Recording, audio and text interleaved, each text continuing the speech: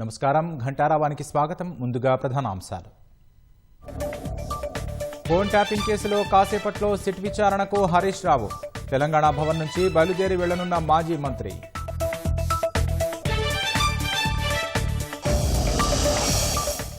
రాష్ట్ర ప్రభుత్వ అవినీతిని ప్రశ్నిస్తున్నందుకే సిట్ నోటీసులన్న హరీష్. ఎన్ని కేసులు పెట్టినా భయపడేది లేదని స్పష్టీకరణ. దావోస్లో ఏఐ ఇన్నోవేషన్ హబ్ని ప్రారంభించనున్న ప్రభుత్వం. తెలంగాణను గ్లోబల్ లీడర్గా తీర్చిదిద్దడమే లక్ష్యమని వెల్లడి.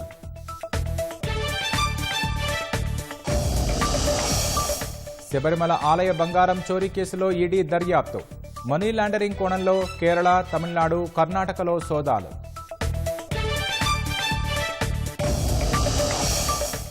ఇరాన్ ఆందోళనల్లో 4,000కు చేరిన మృతుల సంఖ్య. ప్రభుత్వ నిర్బంధంలోనే 26,000 మంది నిరసనకారులు.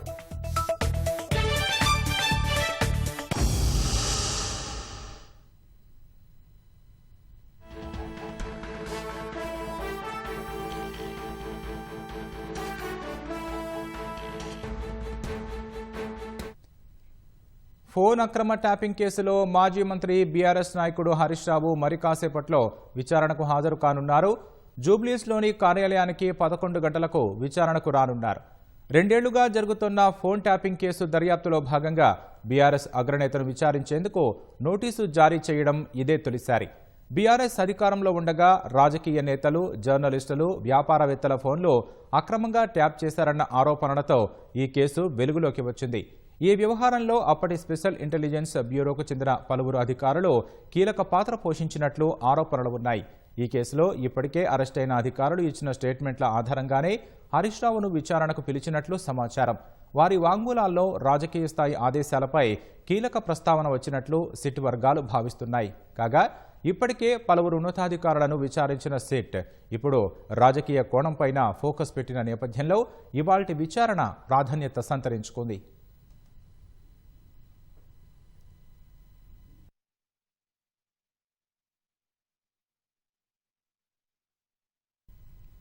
సీఎం రేవంత్ రెడ్డి అవినీతిని బయటపెడుతున్నందుకే సిట్ విచారణ పేరుతో నోటీసులు పంపారని మాజీ మంత్రి హరీష్ రావు అన్నారు. హామీలు, అవినీతిని ప్రశ్నిస్తున్నందుకే దృష్టి మళ్లింపు రాజకీయాలు చేస్తున్నారని ఆరోపించారు. ప్రభుత్వ బెదిరింపులకు భయపడేది లేదని ప్రశ్నిస్తూనే ఉంటామని స్పష్టం చేశారు. నైనీ బొగ్గు గనుల టెండర్లు మాత్రమే కాదు, అన్నింటినీ రద్దు చేయాలని న్యాయ వ్యవస్థపై నమ్మకం ఉన్నందున విచారణకు హాజరవుతున్నారని తెలిపారు. పంచాయతీ ఎన్నికల్లో రేవంత్ రెడ్డి అంచనాలు తప్పినాయి. 40% సర్పంచులు గెలిచి బీఆర్ఎస్ పార్టీ అద్భుతమైన విజయాన్ని సాధించింది. దాంతో ఆయనకు దిమ్మ తిరిగిపోయింది. ఈ మున్సిపల్ ఎన్నికల్లో కూడా మళ్ళీ బీఆర్ఎస్ పార్టీ బలమైనటువంటి ప్రత్యర్థిగా ఉంది కనుక ఈ డ్రామాలన్నీ షురూ చేసిండు. చీరలు పంచి ఎన్నికలు వచ్చినాయి కనుక చీరలు పంచుతా, వడ్డీ లేని రుణం పంచుతా అని డ్రామాలు స్టార్ట్ చేసిండు.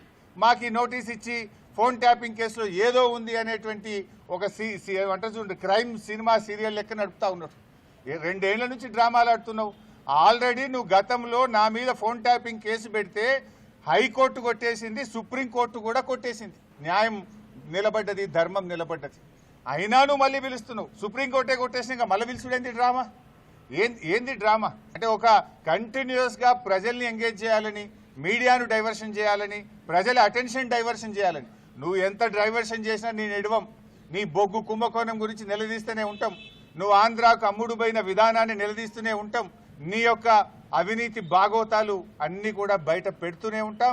6 గ్యారంటీల కోసం తెలంగాణ ప్రజల పక్షాన నిన్ను ప్రశ్నిస్తూనే ఉంటాం, నిలదీస్తూనే ఉంటాం. నేను ఈరోజు బీజేపీ కిషన్ రెడ్డి గారికి కూడా ఒక లేఖ రాస్తా ఉన్నా. సింగరేణిలో జరిగిన అవినీతి కుంభకోణాల గురించి నిన్న మీడియా సాక్షిగా బయటపెట్టినా. ఈరోజు నీకు కూడా లెటర్ రాస్తా ఉన్నా. నువ్వు ఒకవేళ రేవంత్ రెడ్డితో కుమ్మక్కు కాకపోతే వెంటనే సిబిఐ విచారణకు నువ్వు ఆదేశించాలని చెప్పి కిషన్ రెడ్డి గారిని డిమాండ్ చేస్తూ I'm writing A open letter to Kishan Reddy. Revanth Reddy రాజకీయాల కోసం చేస్తున్నటువంటి ఒక డ్రామా సీరియల్ లాంటిది తప్ప ఇందులో ఎక్కడ కూడా నిజం లేదు. అందువల్ల మేము ఎక్కడ భయపడం. ఎన్నిసార్లు పిలిచినా వెళ్తాం, ఎక్కడికైనా వెళ్తాం. మీరెంత ఇబ్బంది పెట్టినా ఈ తెలంగాణ ప్రజలకు అన్యాయం జరిగితే మేము ఊరుకోము. ఈ తెలంగాణ ప్రజల పక్షాన నిన్ను ప్రశ్నిస్తూనే ఉంటాం. నిన్ను వదిలిపెట్టే ప్రశ్నే లేదు. సిట్ విచారణకు హాజరు కానున్న మాజీ మంత్రి హరీష్ రావు తెలంగాణ భవన్కు బయలుదేరారు. ఇప్పటికే బీఆర్ఎస్ రాష్ట్ర కార్యాలయానికి పార్టీ అగ్రనేతలు సహా శ్రేణులు పెద్ద సంఖ్యలో చేరుకున్నారు. ఇక్కడి తాజా సమాచారాన్ని మా ప్రతినిధి రఘువర్ధన్ ప్రత్యక్ష ప్రసారం ద్వారా అందిస్తారు.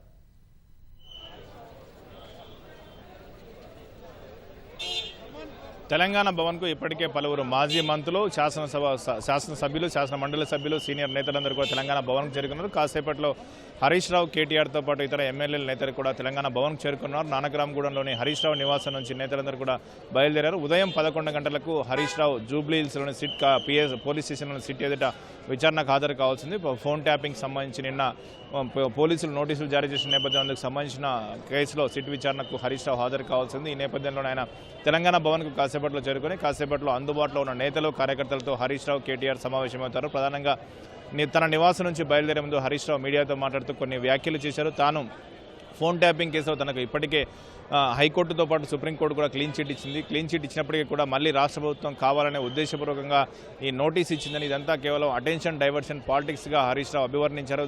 తాము అన్ని అంశాలపై రాష్ట్ర ప్రభుత్వ వైఫల్యాలతో పాటు రాష్ట్ర ప్రభుత్వ అవినీతిని ప్రశ్నిస్తున్నందుకే ఈ తరహాలో రాష్ట్ర ప్రభుత్వం వ్యవహరిస్తుందని కూడా హరీష్ రావు ఆరోపించారు. ప్రత్యేకించి బొగ్గు గనులకు సంబంధించి సింగరేణి బొగ్గు గనుల లీజుకు సంబంధించి టెండర్ రద్దుకు సంబంధించి నైని గనులతో పాటు ఇతర అంశాలపై తాను మాట్లాడాడు. నిన్న కొన్ని అంశాలను తాను వెలుగులోకి తీసుకొచ్చిన నేపథ్యంలోనే వాటిని దృష్టి మళ్లించడంతో పాటు త్వరలో ఇవాళ రేపు మున్సిపల్ ఎన్నికల నోటిఫికేషన్ రానుంది. ప్రతి ఎన్నికల నోటిఫికేషన్ వచ్చినప్పుడు కూడా రాష్ట్ర ప్రభుత్వం ఏదో ఒకటి చేస్తుంది.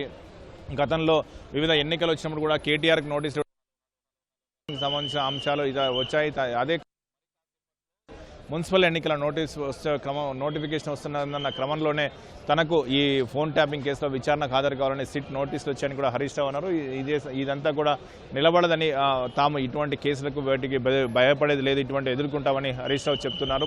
ప్రధానంగా గతంలో ఒక కేసు పంజగుట్ట పిఎస్లో నమోదైన కేసులో తనకు క్లీన్ చిట్ వచ్చిన నేపథ్యంలో ఈ సుప్రీంకోర్టు కూడా ఏది లేదు, కేవలం రాజకీయ పూరితమని తేల్చిందని, ఇందులో కూడా ఏది లేదని చెప్తున్నారు. ప్రస్తుతం తెలంగాణ భవన్కు ఇప్పటికే మాజీ మంత్రులు, నేతలు, ఎమ్మెల్యేలు, ప్రజాప్రతినిధులు, నేతలందరూ కూడా చేరుకున్నారు. కాసేపట్లో హరీష్ రావు, కేటీఆర్ కూడా చేరుకున్నారు. నేతలందరితో అందుబాటులో ఉన్న నేతలు, కార్యకర్తలతో హరీష్ రావు, కేటీఆర్ సమావేశం అవుతుంది. ఇందుకు సంబంధించి కేసుతో పాటు తదుపరి కార్యాచరణపై కూడా చర్చించనున్నారు.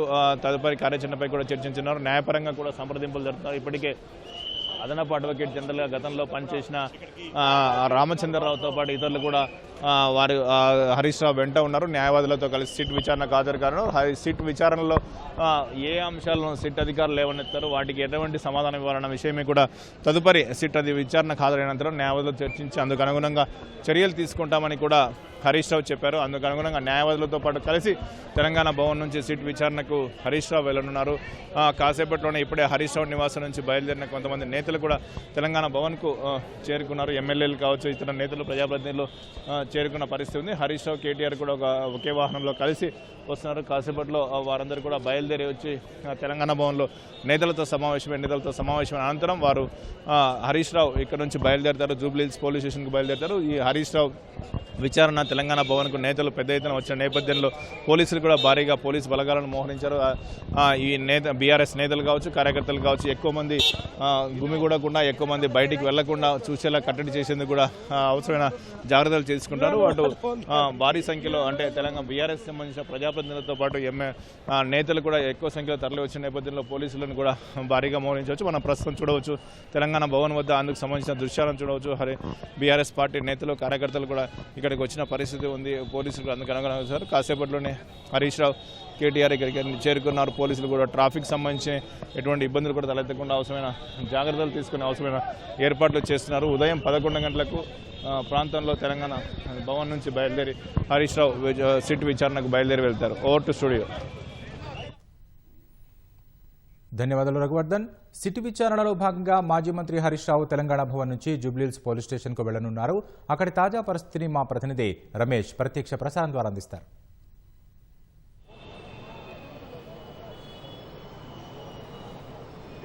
ఫోన్ ట్యాపింగ్ కేసు దర్యాప్తులో భాగంగా ఈరోజు మాజీ మంత్రి హరీష్ రావుని సిట్ విచారణకు హాజరు కావాలని చెప్పి కూడా నిన్న నోటీసులు జారీ చేసిన సంగతి తెలిసిందే. అయితే ఉదయం 11 గంటల సమయానికి సిట్టు జూబ్లీహిల్స్లోని ఏసీపీ కార్యాలయానికి విచారణకు హాజరు కావాలని చెప్పి కూడా ఆ నోటీసులో పేర్కొనడం జరిగింది. అయితే ఈ ఫోన్ ట్యాపింగ్ సంబంధించి కూడా పంజాగుట్ట పోలీస్ స్టేషన్ పరిధిలో పోలీస్ స్టేషన్లో కేసు నమోదైంది. ఈ కేసుకు సంబంధించి కూడా ఇప్పటికే కొన్ని ఆధారాలు కానీ కొన్ని పరిస్థితులకు సంబంధించి కూడా కొంతమంది విచారణలో భాగంగా కొన్ని విషయాలు తెలియడం జరిగింది. దాంట్లో ఆధారంగానే మీకు నోటీసులు జారీ చేసి దాంట్లో విచారణకు హాజరు కావాలని చెప్పి కూడా నోటీసులో పేర్కొన్నట్లు కూడా తెలుస్తుంది. అయితే ఇప్పటికే ఈ కేసుకు సంబంధించి కూడా అంటే గతంలో అనేక మందికి సంబంధించి కూడా విచారణ జరిగి తర్వాత వారి యొక్క స్టేట్మెంట్ కూడా ఇటు సిట్ అధికారులు కూడా వాంగ్మూలం అయితే రికార్డ్ చేయడం జరిగింది. దీంట్లో ప్రధానంగా ఆరోపణలు ఎదుర్కొంటున్న ఇటు ఐపీఎస్ అధికారులకు సంబంధించి కూడా కొంతమంది మాజీ ఐపీఎస్ ఇటు అధికారులను అయితే పోలీస్ అధికారులు అయితే ఇటు సిట్ అధికారులు అయితే అరెస్ట్ చేసి రిమాండ్ అయితే తరలించడం జరిగింది. వారు ఇచ్చిన స్టేట్మెంట్ పలు దిపాలుగా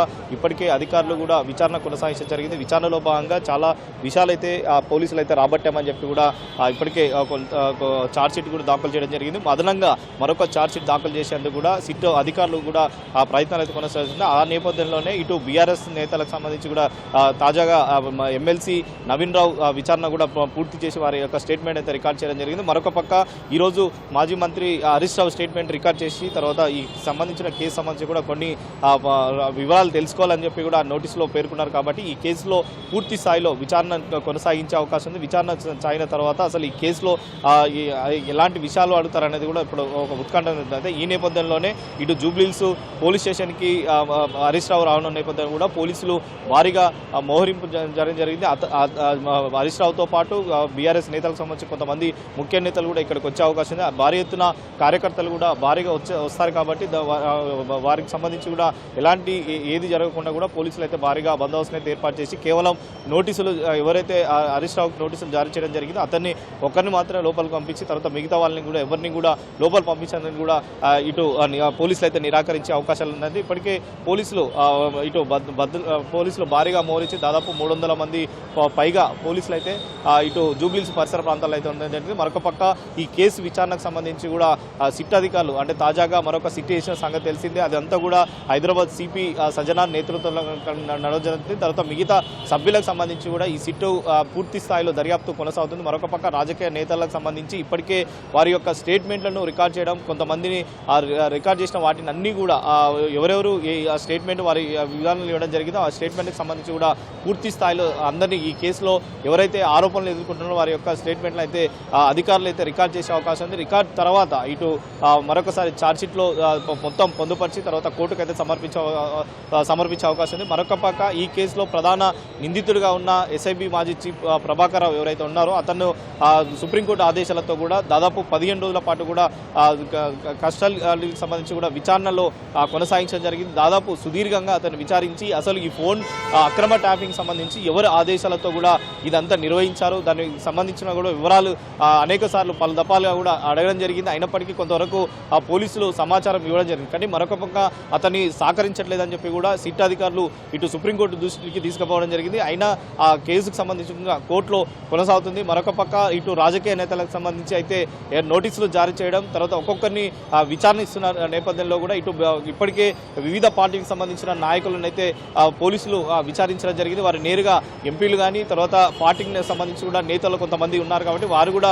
వచ్చి వారి స్టేట్మెంట్లు అయితే ఇవ్వడం జరిగింది. అటు ఉప ఎలక్షన్లో కానీ ఎలక్షన్ సమయంలో కూడా మా ఫోన్ ట్యాపింగ్ అయిందని చెప్పి కూడా గతంలో ఆరోపణలు ఎవరైతే చేయడం జరిగిందో వారికి స్వయంగా ఇక్కడ విచారణలో భాగంగా గుర్తించిన వాటిని ఆధారాలంగా వారికి నోటీసులు సర్వ్ చేసి తర్వాత విచారణకు హాజరు కావడం జరిగింది. ఆ విచారణలో స్టేట్మెంట్లు కూడా వారు ఇవ్వడం జరిగింది. కానీ ఇప్పుడు ప్రధానంగా ఫోన్ ట్యాపింగ్ సంబంధించి కూడా ఒక కేసు సంబంధించి కూడా చివరి దశ చేరే అవకాశాలు కనపడుతుంది. దాంట్లో ఎవరు ఫోన్ ట్యాపింగ్ అక్రమంగా ఫోన్ ట్యాపింగ్ చేయించారని దాని మీద కూడా అంశంపై కూడా పోలీసుల దర్యాప్తు కొనసాగుతున్నట్టు తెలుస్తుంది. దానికి సంబంధించి ఒక్కొక్కరిని విచారించిన తర్వాత విచారణలో భాగంగా మరి కొన్ని విషయాలు తెలిసే అవకాశం ఉందని చెప్పి కూడా సిట్ అధికారులు భావిస్తున్నారు. కాబట్టి ఈరోజు ముఖ్యంగా మాజీ మంత్రి హరీష్ రావుకు సంబంధించి విచారణ కొనసాగే అవకాశం ఉంది. కొనసాగించిన తర్వాత ఈ కేసులో మరి ఎలాంటి విషయాలు సిట్ అధికారులు వెలుగులోకి తెస్తారు అనేది కూడా ప్రస్తుతం అయితే వేచి చూడాల్సిన పరిస్థితి అయితే ఉంది. Vote studio. ధన్యవాదాలు రమేష్.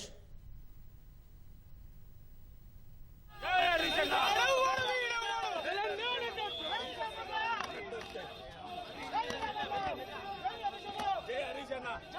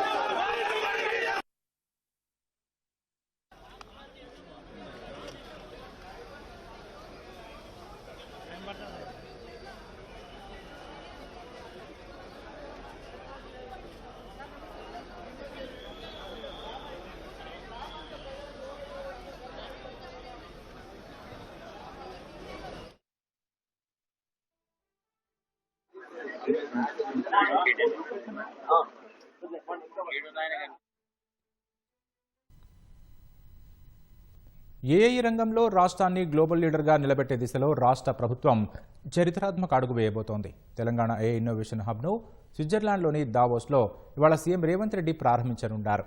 కార్యక్రమానికి ప్రపంచవ్యాప్తంగా పలువురు ప్రభుత్వాధినేతలు, పరిశ్రమల అధినేతలు, టెక్నాలజీ రంగ ప్రముఖులు హాజరు కానున్నారు.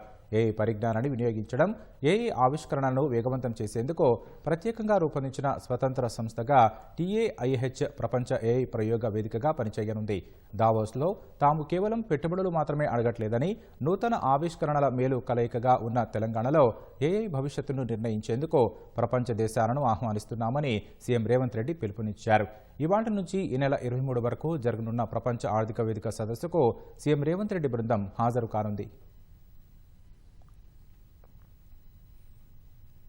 త్వరలో రాబోయే మున్సిపల్ ఎన్నికల్లో అధికార స్థానాలు గెలిచేలా అధికార కాంగ్రెస్ కసరత్తు ముమ్మరం చేసింది. ఇప్పటికే లోక్సభ నియోజకవర్గాల వారీగా ఇన్ఛార్జీలను నియమించగా స్క్రీనింగ్ కమిటీల ఏర్పాటుపై దృష్టి సారించింది. అభ్యర్థుల ఎంపికతో పాటు ఎన్నికల్లో విజయానికి తగిన వ్యూహ రచనలు సైతం కమిటీ చేయనుంది. నియోజకవర్గాల్లో నాయకుల మధ్య విభేదాల పరిష్కారంపైన హస్తం పార్టీ దృష్టి సారించింది. నిర్లక్ష్యంగా వదిలేస్తే పురపాలక ఎన్నికల్లో నష్టం జరిగే అవకాశం ఉందని పార్టీ వర్గాల్లో ఆందోళన వ్యక్తమవుతోంది. సర్పంచ్ల ఎన్నికల్లో దాదాపు 60% పైగా ఫలితాలు సాధించిన కాంగ్రెస్ మున్సిపల్ ఎన్నికల్లో పట్టు పెంచుకోవాలని చూస్తోంది. వీలైనన్ని ఎక్కువ స్థానాలు సాధించేలా ప్రణాళికలు సిద్ధం చేస్తోంది. ఇప్పటికే లోక్సభ సెగ్మెంట్ల వారీగా మంత్రుల్ని ఇన్ఛార్జీలుగా PCC chief Mahesh Goud, CM Revanth Reddy నియమించారు.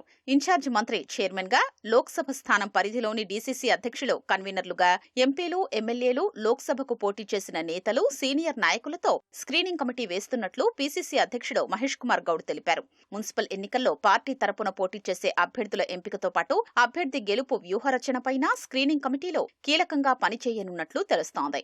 పార్టీలో లుకలుకలపైన కాంగ్రెస్ దృష్టి సారించింది. ఇన్ఛార్జి మంత్రుల నేతృత్వంలో నియోజకవర్గాల్లో నేతల మధ్య విభేదాలు పరిష్కరించాలని నిర్ణయించింది. ప్రధానంగా బీఆర్ఎస్ నుంచి కాంగ్రెస్ లో చేరినట్లు ప్రచారం జరుగుతున్న నియోజకవర్గాల్లో పార్టీ నాయకుల మధ్య సఖ్యత లేదు. ఆయా నియోజకవర్గాల్లో ఎమ్మెల్యే చెప్పిన పనులు అవుతుండగా ఇన్ఛార్జి మాట చెల్లుబాటు కాకపోవడంతో విభేదాలు తలెత్తుతున్నట్లు పార్టీ వర్గాలు చెప్తున్నాయి. ఖమ్మం జిల్లాలో కొన్ని నియోజకవర్గాల్లో బయట నుంచి వచ్చిన వారికి అధిక ప్రాధాన్యతనిస్తూ పార్టీని నమ్ముకుని ఉన్న తమకు ప్రాధాన్యత ఇవ్వట్లేదంటూ పీసీసీ క్రమశిక్షణా కమిటీకి ఫిర్యాదులు అందుతున్నాయి. తమ సమస్యల పరిష్కారానికి ఇన్ఛార్జి మంత్రులు సమయం కేటాయించట్లేదని నియోజకవర్గ బాధ్యులు ఆందోళన వ్యక్తం చేస్తున్నారు. గద్వాల్, చెవిళ్ల, జగిత్యాల, పటాన్చెరు, బాన్సువాడ, నల్గొండ, ఖమ్మం, వరంగల్ నేతల మధ్య విభేదాలు ఎక్కువగా ఉన్నట్లు పీసీసీ వర్గాలు చెప్తున్నాయి. పార్టీ అధికారంలోకొచ్చినా రానట్లే ఉందని కొందరు సీనియర్లు గుర్రుగా ఉన్నట్లు సమాచారం. నాయకుల మధ్య విభేదాలు చిన్న సమస్య అని, నిర్లక్ష్యం చేస్తే మున్సిపల్ ఎన్నికల్లో నష్టం జరుగుతుందని సీనియర్లు హెచ్చరిస్తున్నారు. పట్టణ స్థానిక సంస్థల ఎన్నికల నిర్వహణకు పురపాలక, పట్టణాభివృద్ధి శాఖ సంసిద్ధత వ్యక్తం చేసింది. ఎన్నికలు ఎప్పుడు నిర్వహించినా తాము సిద్ధంగా ఉన్నామంటూ పురపాలక శాఖ ముఖ్య కార్యదర్శి శ్రీదేవి రాష్ట్ర ఎన్నికల కమిషన్కు లేఖ రాశారు. రాష్ట్రంలో 7 కార్పొరేషన్లు, 116 మున్సిపాలిటీలకు ఎన్నికలు జరపాలని ప్రభుత్వం నిర్ణయించిన నేపథ్యంలో పురపాలక శాఖ ఏర్పాట్లు ముమ్మరం చేసింది. జనాభా ప్రాతిపదికన రిజర్వేషన్లను సైతం ప్రకటించింది. పురపాలక శాఖ వైపు నుంచి అన్ని ఏర్పాట్లు పూర్తి కావడంతో రాష్ట్ర ఎన్నికల కమిషన్ నోటిఫికేషన్ విడుదల చేయడమే తరువాయి కానుంది. విశ్వసనీయ సమాచారం ప్రకారం ఇవాళ నోటిఫికేషన్ విడుదలవనున్నట్లు తెలుస్తోంది. ఫిబ్రవరి 15 లోపు పురపాలికల ఎన్నికల ప్రక్రియ పూర్తి చేయాలని సర్కారు లక్ష్యంగా పెట్టుకోగా ఫిబ్రవరి 11న ఎన్నికలు జరగవచ్చని సమాచారం. అవసరమైన సిబ్బంది, ఎన్నికల సామాగ్రి, భద్రతా ఏర్పాట్ల వంటి వాటిపై ఎన్నికల కమిషన్ కసరత్తు చేస్తోంది. మరోవైపు మున్సిపాలిటీలు, కార్పొరేషన్లలో ఎన్నికల సందడి షురువైంది.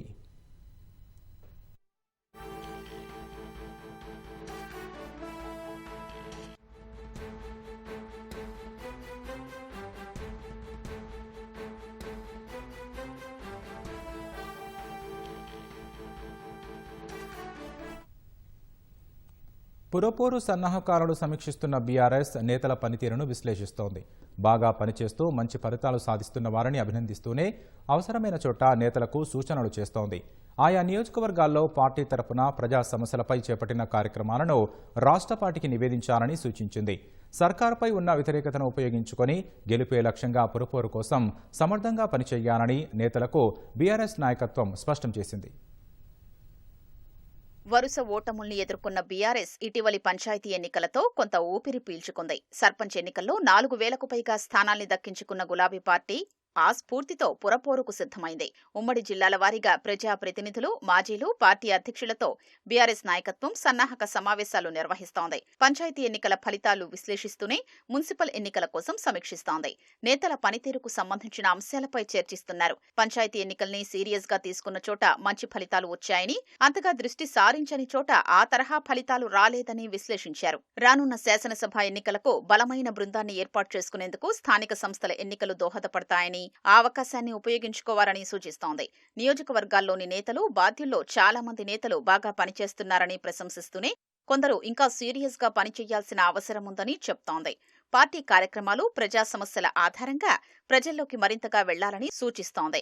పాలమూరు, రంగారెడ్డి ఎత్తిపోతల పథకం కార్యాచరణను మరింత ఉధృతంగా క్షేత్రస్థాయికి తీసుకెళ్లాల్సిన అవసరం ఉందని నేతలకు స్పష్టం చేశారు. బహిరంగ సభలకు ముందు పాదయాత్రలు చేసి ప్రభుత్వ వైఖరిని ఎండగట్టాలని సూచిస్తోంది. స్థానిక సమస్యలు, పార్టీ నాయకత్వంపై ప్రత్యర్థులు చేసే విమర్శలపై మరింత ధీటుగా బదులివ్వాల్సిన అవసరముందని నేతలకు పార్టీ నాయకత్వం స్పష్టం చేసింది. కేవలం హైదరాబాద్ వేదికగానే సమాధానం చెబితే సరిపోదని ఎక్కడికక్కడ నేతలు స్పందించారని పేర్కొన్నారు. సర్కార్ వైఫల్యాలు, హామీల అమలు, పలు సమస్యలపై ఎప్పటికప్పుడు తగిన రీతితో స్పందించాలని దిశానిర్దేశం చేస్తోంది. పార్టీ పరంగా చేసిన కార్యక్రమాల్ని ప్రతి నెలా రాష్ట్ర నాయకత్వం దృష్టికి తేవాలని పేర్కొంది. ప్రభుత్వంపై ప్రజల్లో వ్యతిరేకత చాలా ఉందని, పంచాయతీ ఎన్నికల్లో స్పష్టంగా కనిపించిందని, పార్టీ గుర్తుల ఆధారంగా జరిగే పురపాలక ఎన్నికల్లో పరిస్థితిని అనుకూలంగా మార్చుకోవాలని సూచిస్తోంది. రిజర్వేషన్లకు అనుగుణంగా మంచి అభ్యర్థుల్ని ఎంపిక చేయాలని, ఆశావాహులు ఎక్కువగా ఉన్న చోట అన్ని అంశాల్ని పరిగణలోకి తీసుకుని గెలుపే ధ్యేయంగా అభ్యర్థుల ఎంపిక జరగాలని నేతలకు పార్టీ నాయకత్వం స్పష్టం చేసింది.